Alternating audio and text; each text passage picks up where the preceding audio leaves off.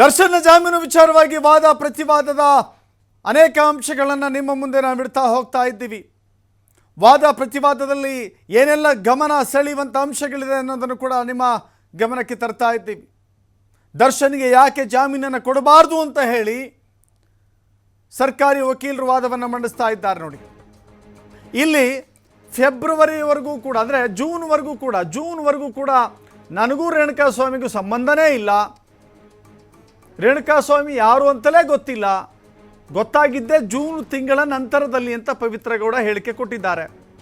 ಆದರೆ ವಾಸ್ತವದಲ್ಲಿ ಫೆಬ್ರವರಿ ತಿಂಗಳಲ್ಲಿಯೇ ಪವಿತ್ರ ಗೌಡ ಹಾಗೂ ರೇಣುಕಾಸ್ವಾಮಿ ನಡುವಿನ ಮೆಸೇಜ್ಗಳ ವಿನಿಮಯ ಆಗಿತ್ತು. ಚಾಟ್ ಮಾಡಿದ್ರು ಇಬ್ಬರು ಕೂಡ ಇನ್ಸ್ಟಾಗ್ರಾಮ್ನಲ್ಲಿ. ಆತ ಕೆಟ್ಟ ಕೊಳಕ ಮೆಸೇಜ್ಗಳಿಗೂ ಕೂಡ ಪವಿತ್ರ ಗೌಡ ರಿಯಾಕ್ಟ್ ಮಾಡಿದ್ರು ಅನ್ನೋದಿಲ್ಲಿ ಗೊತ್ತಾಗ್ತಾ ಇದೆ. ಜೂನ್ವರೆಗೂ ಗೊತ್ತಿಲ್ಲ ಅಂದರೆ ಫೆಬ್ರವರಿಲಿ ಹೆಂಗೆ ಮೆಸೇಜ್ ಮಾಡ್ತಾರೆ? ಫೆಬ್ರವರಿ ತಿಂಗಳಲ್ಲೇ ಮರ್ಮಾಂಗದ ಫೋಟೋ ಕಳಿಸಿದ್ದಾರೆ ರೇಣುಕಾಸ್ವಾಮಿ. ಪವಿತ್ರ ಆಗಲೇ ರೇಣುಕಾಸ್ವಾಮಿಯನ್ನು ಬ್ಲಾಕ್ ಮಾಡ್ಬೋದಾಗಿತ್ತು, ಬ್ಲಾಕ್ ಮಾಡಿ ಬಿಸಾಕ್ಬೋದಾಗಿತ್ತು. ಪದೇ ಪದೇ ಅಶ್ಲೀಲ ಮೆಸೇಜ್ ಕಳಿಸ್ತಾ ಇದ್ದ ರೇಣುಕಾಸ್ವಾಮಿ. ಫೆಬ್ರವರಿ 27ರಂದು ರೇಣುಕಾಸ್ವಾಮಿ ಮೆಸೇಜ್ ಮಾಡಿರ್ತಾನೆ. ಮೆಸೇಜ್ ಮಾಡೋದು ಈಗಿನ ಕಾಲದಲ್ಲಿ ಒಂದು ಸಹಜ ಪ್ರಕ್ರಿಯೆ ಅಂತಿದ್ದಾರೆ ವಕೀಲರು. ಸಹಜ ಪ್ರಕ್ರಿಯೆ ಮೆಸೇಜ್ ಮಾಡೋದು ಫೆಬ್ರವರಿಯಲ್ಲಿಯೇ. ನೋಡಿ ಎಷ್ಟು ಇಂಟ್ರೆಸ್ಟಿಂಗ್ ಆಗಿದೆ ಅಂತ ಹೇಳಿದ್ರೆ, ಪವಿತ್ರ ಗೌಡ ದರ್ಶನ್ನ ಜೊತೆ ಲಿವಿಂಗ್ ಟುಗೆದರ್ನಲ್ಲಿದ್ದರು ಅನ್ನೋದು ನಾವು ಹೇಳ್ತಾ ಇರೋ ವಿಚಾರ ಅಲ್ಲ, ಚಾರ್ಜ್ ಶೀಟ್ನಲ್ಲಿ ಉಲ್ಲೇಖ ಆಗಿರೋ ವಿಚಾರ. ದರ್ಶನ್ ಜೊತೆಗೆ living together ಸಂಬಂಧದಲ್ಲಿದ್ದಂಥ Pavithra Gowda ರೇಣುಕಾಸ್ವಾಮಿಯ ಮೆಸೇಜ್ಗಳಿಗೆ reply ಮಾಡುವಂಥ ಪುರ್ಸೊತ್ತು ಮಾಡ್ಕೊಂಡಿದ್ರ? ಅಷ್ಟು ತಾಳ್ಮೆ ಅವರಿಗಿತ್ತ? ಯಾವಾಗ ಕೆಟ್ಟ ಭಾಷೆಯಲ್ಲಿ ಅಥವಾ ಮರ್ಮಾಂಗದ ಫೋಟೋ ಕಳಿಸ್ತಾನೆ ಅಂತ ಹೇಳಿದ್ರೆ ಅದನ್ನು ಸುಲಭವಾಗಿ 1-2 ಕ್ಲಿಕ್ಗಳಲ್ಲಿ ಬ್ಲಾಕ್ ಮಾಡಿ ಬಿಸಾಕಬಹುದಾಗಿತ್ತು. ಆದರೆ ಆಕೆ ಆತನ ನಂಬರ್ ಪಡಿತಾಳೆ. ಆನಂತರವೂ ಕೂಡ ಅವನು ರೇಣುಕಾಸ್ವಾಮಿ ಎನ್ನುವ ಒಂದು ರೀತಿ ಮೆಸೇಜ್ಗಳನ್ನು ನೋಡಿದ್ರೆ ಒಂದು ರೀತಿ ಕಾಮಕ್ರಿಮಿ ಮೆಸೇಜ್ಗಳನ್ನು ಕಳಿಸ್ತಾ ಹೋಗ್ತಾನೆ. ಇನ್ಸ್ಟಾಗ್ರಾಮ್ನಿಂದಲೂ ಕೂಡ ರೇಣುಕಾಸ್ವಾಮಿ ಮೆಸೇಜ್ ಮಾಡಿದ್ದ. ನಂಬರ್ ಇಸ್ಕೊಂಡ್ಮೇಲಂತೂ ಮೆಸೇಜ್ ಮಾಡೋಕ್ಕೆ ಶುರು ಮಾಡ್ದ.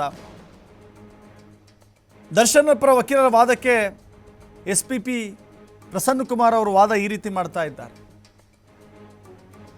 ಆದರೆ ಮೆಸೇಜ್ನಿಂದ ಆರಂಭವಾಗಿದ್ದಂಥ ಈ ಪ್ರಕರಣ ಕೊಲೆಯವರೆಗೂ ಕೂಡ ಅದನ್ನು ಡ್ರ್ಯಾಗ್ ಮಾಡ್ತಾ ಹೋಗಿದ್ದು ಯಾಕೆ ಅನ್ನೋದು ಇದರ ಸಾರಾಂಶ. ಬ್ಲಾಕ್ ಮಾಡಿದರೆ ಅಲ್ಲಿಗೆ ಆ ಇಡೀ ಪ್ರಕರಣ ಫುಲ್ ಸ್ಟಾಪ್ ಬೀಳ್ತಾ ಇತ್ತು. ಅವನು ಪದೇ ಪದೇ ಅಶ್ಲೀಲ ಸಂದೇಶಗಳನ್ನು ಕಳಿಸ್ತಾನೆ ಅಂತ ಗೊತ್ತಾದ ಮೇಲೂ ಕೂಡ ಅಲೋ ಮಾಡಿದ್ದು ಯಾಕೆ, ಬ್ಲಾಕ್ ಯಾಕೆ ಮಾಡಲಿಲ್ಲ ಅನ್ನೋದು ಪ್ರಶ್ನೆ. ನೋಡಿ, ಸಾಮಾನ್ಯವಾಗಿ ಏನಾಗುತ್ತೆ, ಯಾರೋ ಒಬ್ಬ ಅನಾಮಿಕ ವ್ಯಕ್ತಿ ಮೆಸೇಜ್ ಮಾಡ್ತಾ ಇದ್ದರೆ, ಇರಿಟೇಟ್ ಮಾಡ್ತಾ ಇದ್ದರೆ, ಕಳಿಸಬಾರದ ಮೆಸೇಜ್ಗಳನ್ನು ಕಳಿಸಿ ತೊಂದರೆ ಕೊಡ್ತಾ ಇದ್ದರೆ ಸುಲಭವಾಗಿ ಅವರನ್ನು ಬ್ಲಾಕ್ ಮಾಡಿಬಿಟ್ರೆ ಕತೆ ಮುಗೀತು.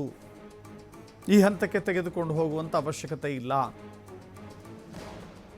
ಸೋಷಿಯಲ್ ಮೀಡಿಯಾದ ಜಗತ್ತೇ ಬೇರೆ ಇದೆ. ಸೋಷಿಯಲ್ ಮೀಡಿಯಾದಲ್ಲಿ ನಡೀತಾ ಇರುವಂಥ ಈ ರೀತಿಯ ಪ್ರಕರಣಗಳಿಗೆ ಹೀಗೆ ಮಾಡ್ತಾ ಹೋದರೆ ಅದು ಕೊನೆಯೇ ಇರೋದಿಲ್ಲ. ಒಂದಲ್ಲ ಎರಡಲ್ಲ ಸಾವಿರ ಪ್ರಕರಣಗಳಿದ್ದಾವೆ. ಆನ್ಲೈನ್ ವಂಚನೆ, ಆನ್ಲೈನ್ ಮೂಲಕ ಬೆದರಿಕೆ, ಆನ್ಲೈನ್ ಮೂಲಕ ತಮ್ಮ ಈ ರೀತಿ ಕಾಮ ಪ್ರಚೋದನೆಗೊಳಿಸೋದು, ಕಾಮ ಕೇಳಿ ಮಾಡೋದು ಅನೇಕ ಇದ್ದಾವೆ. ಆ ಥರ ನಡೀತಾ ಇರುತ್ತೆ. ಅಂಥದ್ದನ್ನೇ ಈ ಹಂತಕ್ಕೆ ತೊಗೊಂಬರೋದಾದರೆ ಎಲ್ಲಿವರೆಗೂ ಹೋಗೋಕ್ಕೆ ಸಾಧ್ಯ ಆಗುತ್ತೆ? ಸಾರಾಂಶ ಇದು, ವಕೀಲರು ವಾದ ಮಾಡ್ತಿರುವಂಥ ಸಾರಾಂಶ ಇದು. ಸೊ ಸುಲಭವಾಗಿ ಬ್ಲಾಕ್ ಮಾಡಿ ಬಿಸಾಕುವ ಬದಲಾಗಿ ಈ ಹಂತಕ್ಕೆ ತಂದಿದ್ದು ಏಕೆ ಅಂತ ಹೇಳಿ ಪ್ರಶ್ನೆ ಮಾಡ್ತಾ ಇದ್ದಾರೆ. ನಾಗಪ್ರಸನ್ನ ಅವರು ವಾದವನ್ನು ಮುಂದಿಡ್ತಾ ಇದ್ದಾರೆ.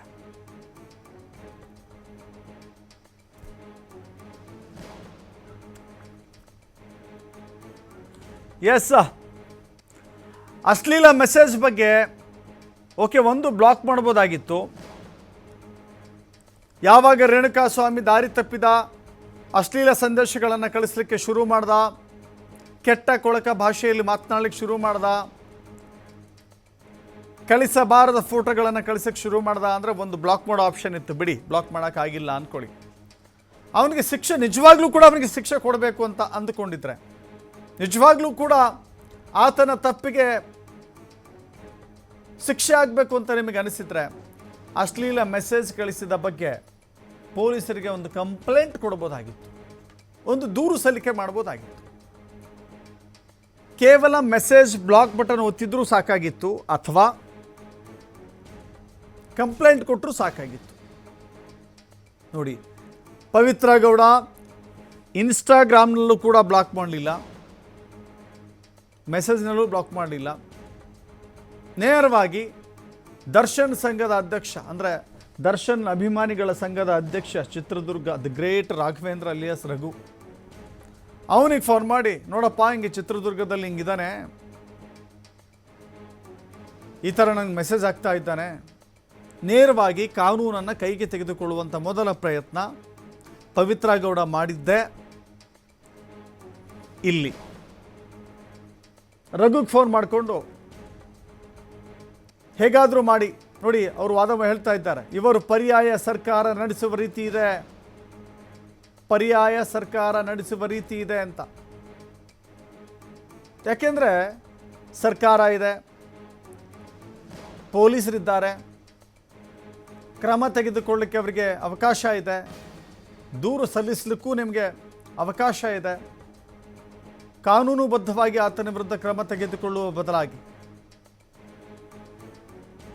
ಅಥವಾ ನೀವೇ ಸ್ವಯಂ ನಿಗ್ರಹ ಮಾಡಿ ಆ ಸಮಸ್ಯೆಯಿಂದ ದೂರ ಉಳಿಯೋದಾಗಿದ್ದರೆ ಉಳಿಯಬಹುದಾಗಿತ್ತು, ದೂರು ಕೊಡಬಹುದಾಗಿತ್ತು. ಇವೆರಡನ್ನೂ ಮಾಡದೆ ಪರ್ಯಾಯ ಸರ್ಕಾರದ ರೀತಿಯಲ್ಲಿ ವರ್ತನೆ ಮಾಡಿದ್ದಾರೆ ಅವರು.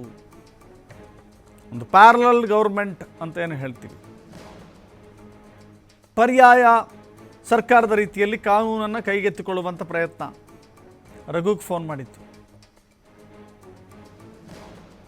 ಇನ್ನು ರೇಣುಕಾಸ್ವಾಮಿ ಫೋಟೋಗೆ ಸೂಪರ್ ಅಂತ ರಿಪ್ಲೈ ಬಂದಿದೆಯಂತೆ. ಇನ್ನೊಂದು ಇಲ್ಲಿ ರೇಣುಕಾಸ್ವಾಮಿ ಅಷ್ಟೊಂದು ಅಶ್ಲೀಲವಾಗಿ ಮೆಸೇಜ್ ಕಳಿಸ್ತಾ ಇದ್ದ, ಅಶ್ಲೀಲವಾದಂಥ ಫೋಟೋ ಕಳಿಸ್ತಾ ಇದ್ದ. ರೇಣುಕಾಸ್ವಾಮಿಯ ಫೋಟೋಗೆ ಸೂಪರ್ ಅಂತ ರಿಪ್ಲೈ ಹೆಂಗೆ ಬಂತು? ನಿಮ್ಗೆ ಅಚ್ಚರಿ ಅಂತ ಅನ್ಸಿದ್ರೆ, ಸೂಪರ್ ಅಂತ ರಿಪ್ಲೈ ಮಾಡಿದ ಬೇರೆ ಯಾರೂ ಅಲ್ಲ, ಈಕೆ ಪವಿತ್ರ ಗೌಡ ರಿಪ್ಲೈ ಮಾಡಿದ್ದಾರೆ ಸೂಪರ್ ಅಂತ. ಸಹಜವಾಗಿ ಯಾವ ವ್ಯಕ್ತಿ ನಮಗೆ ಇಷ್ಟ ಆಗಲ್ವೋ ಲೈಕು ಕೊಡಲ್ಲ, ಕಮೆಂಟು ಮಾಡಲ್ಲ, ಶೇರ್ ಅಂತೂ ಮೊದಲೇ ಮಾಡಲ್ಲ. ನನಗಿಷ್ಟವಾದರೆ ಲೈಕ್ ಕೊಡ್ಬೋದು, ಕಮೆಂಟ್ ಮಾಡ್ಬೋದು, ಇಲ್ವಾದರೆ ಮುಂದುವರಿಬೋದು. ಇಲ್ಲಿ ಅಚ್ಚರಿ ಅಂದರೆ, ಅಂಥ ಕೆಟ್ಟ ಕೊಳಕ ಫೋಟೋಗಳನ್ನು ಕಳಿಸಿ, ಅಶ್ಲೀಲ ಸಂದೇಶಗಳನ್ನು ಕಳಿಸಿದ ವ್ಯಕ್ತಿಗೆ ಆತನ ಫೋಟೋಗಳಿಗೆ ಸೂಪರ್ ಅಂತ ಹಾಕಿದ್ರಂತೆ. ಏನಿದ್ರ ಉದ್ದೇಶ ಅಂದರೆ, ಪವಿತ್ರ ಗೌಡ ಹೆಸರಲ್ಲಿ ಚಾಟ್ ಮಾಡಿದ್ದು ಮೂರನೇ ಆರೋಪಿ ಪವನ್ ಪವಿತ್ರ ಗೌಡ ರೀತಿಯಲ್ಲಿಯೇ ಚಾಟ್ ಮಾಡಿ ಸೂಪರ್ ಅಂತ ಆತನನ್ನು ಹೊಗಳಿ ಅವನನ್ನು ತನ್ನ ಬಲೆಗೆ, ತನ್ನ ಜಾಲಕ್ಕೆ ಬೀಳಿಸಿಕೊಳ್ಳುವಂಥ ಪ್ರಯತ್ನದ ಆರಂಭ ಅದು. ರಿಪ್ಲೈ ಮಾಡ್ತಾ, ಚಾಟ್ ಮಾಡ್ತಾ, ಆಮೇಲೆ ಕೇಳ್ತಾನೆ, ನೀನು ಎಲ್ಲಿದ್ಯಾ ಅಂತ, ವೇರ್ ಆರ್ ಯು ಅಂತ. ರೇಣುಕಾಸ್ವಾಮಿ ನೀನು ಎಲ್ಲಿದ್ಯಾ ಅಂತ ಮೆಸೇಜ್ ಕಳಿಸಿದಾಗ ರೇಣುಕಾಸ್ವಾಮಿ ಹೇಳ್ತಾನೆ, ನಾನು ಇಂಥ ಅಪೋಲೋ ಫಾರ್ಮಸಿ ಅಂಗಡಿಯಲ್ಲಿದ್ದೀನಿ ಅಂತ. ಅಪೋಲೋ ಫಾರ್ಮಸಿಯಲ್ಲಿದ್ದೇನೆ ಅಂತ ಫೋಟೋ ಕಳಿಸಿದ್ದಾನೆ ಅವನು. ಆಮೇಲೆ ನೋಡಿ ಹೆಂಗೆ ಟ್ರ್ಯಾಪ್ ಮಾಡ್ತಾ ಹೋಗಿದ್ದಾರೆ ಅನ್ನೋದನ್ನು ವಿವರಿಸ್ತಾ ಇದ್ದಾರೆ. ರೇಣುಕಾಸ್ವಾಮಿಯ ವಿಳಾಸವನ್ನು ಕೂಡ ಹುಡುಕಿದ್ದಾರೆ. ಸಿಂಪಲ್. ಈಗ ಚಿತ್ರದುರ್ಗಕ್ಕೆ ಹೋಗಿ ವಿಳಾಸವನ್ನು ಕಂಡುಹಿಡಿದುಕೊಳ್ಬೇಕು ಅಂತಿಲ್ಲ. ಚಿತ್ರದುರ್ಗದಲ್ಲಿರುವಂಥ ಸ್ನೇಹಿತರಿಗೋಗಿಯೇ ವಿಳಾಸವನ್ನು ಕಂಡುಹಿಡಿಬೇಕು ಅಂತಿಲ್ಲ. ಅಪೋಲೋ ಚಿತ್ರದುರ್ಗದಲ್ಲಿ ಎಷ್ಟಿದೆ ಅಂತ ನೀವು ಗೂಗಲ್ ಮಾಡಿದ್ರು ಸಿಕ್ಬಿಡುತ್ತೆ. ಹುಡುಕಿದ್ದಾರೆ. ರೇಣುಕಾಸ್ವಾಮಿಯನ್ನು ಹುಡುಕಲು ಅಲ್ಲಿ ತೌಸಿಫ್ ಎಂಬಾತನನ್ನು ಕಳಿಸಿದ್ದಾರೆ. ತೌಸಿಫ್ ಜೂನ್ 6ಕ್ಕೆ ರೇಣುಕಾಸ್ವಾಮಿಯನ್ನು ಸಂಪರ್ಕ ಮಾಡಿದ್ದಾರೆ ಈ ದರ್ಶನ್ ಗ್ಯಾಂಗ್. ಹೇಗೆ ಹಂತವಾಗಿ ದರ್ಶನ್ ಗ್ಯಾಂಗ್ ರೇಣುಕಾಸ್ವಾಮಿ ಮಾಡಿದ್ದು ಸರಿ ಅಂತ ಯಾವ ಕಾರಣಕ್ಕೂ ಹೇಳೋಕ್ಕಾಗೋದಿಲ್ಲ. ಬಟ್ ರೇಣುಕಾಸ್ವಾಮಿ ಮಾಡಿದ್ದನ್ನು ಕಾನೂನು ಮೂಲಕ ಶಿಕ್ಷೆ ಕೊಡಿಸ್ಲಿಕ್ಕೆ ಅವಕಾಶ ಇತ್ತು. ಅದನ್ನು ಮಾಡದೆ ಇವರೇ ಕಾನೂನನ್ನು ಕೈಗೆತ್ತಿಕೊಳ್ಳುವಂಥ ಪ್ರಯತ್ನ, ಅವನ ದೌರ್ಬಲ್ಯವನ್ನು ಬಳಸಿಕೊಂಡು, ರೇಣುಕಾಸ್ವಾಮಿಯ ದೌರ್ಬಲ್ಯವನ್ನು ಬಳಸಿಕೊಂಡು ಇವರ ಒಂದು ಜಾಲವನ್ನು ಎಣೆದು ಆ ಜಾಲದಲ್ಲಿ ಸಿಲುಕಿ ಹಾಕಿಸುವಂಥ ಕೊನೆಗೆ ಸಿಲುಕಿ ಹಾಕಿಸಿದ ನಂತರದಲ್ಲಿಯೂ ಕೂಡ ಅದನ್ನು ಮುಂದುವರಿಸುವಂಥ ಕೆಲಸ. ನಮ್ಮ ಕಡೆ ಒಂದು ಮಾತು ಹೇಳ್ತಾರೆ, ಉಗುರಲ್ಲಿ ಹೋಗೋದಕ್ಕೆ ಕೊಡ್ಲಿ ತಗೊಂಡ್ರು ಅಂತ. ಉಗುರಿನಲ್ಲಿ ಹೋಗುವಂಥ ವಿಚಾರ ಅದನ್ನು ಕೊಡ್ಲಿ ತಗೊಂಡು ನಿಂತ್ಕೊಂಡ್ರು ಅನ್ನೋದಕ್ಕೆ ದರ್ಶನ್, ಪವಿತ್ರ ಗೌಡ, ಪವನ್ ಈ 17 ಆರೋಪಿಗಳು ಮಾಡಿದಂಥ ಇಡೀ ಪ್ರಕರಣವೇ ಸಾಕ್ಷಿ. ಅದಕ್ಕೆ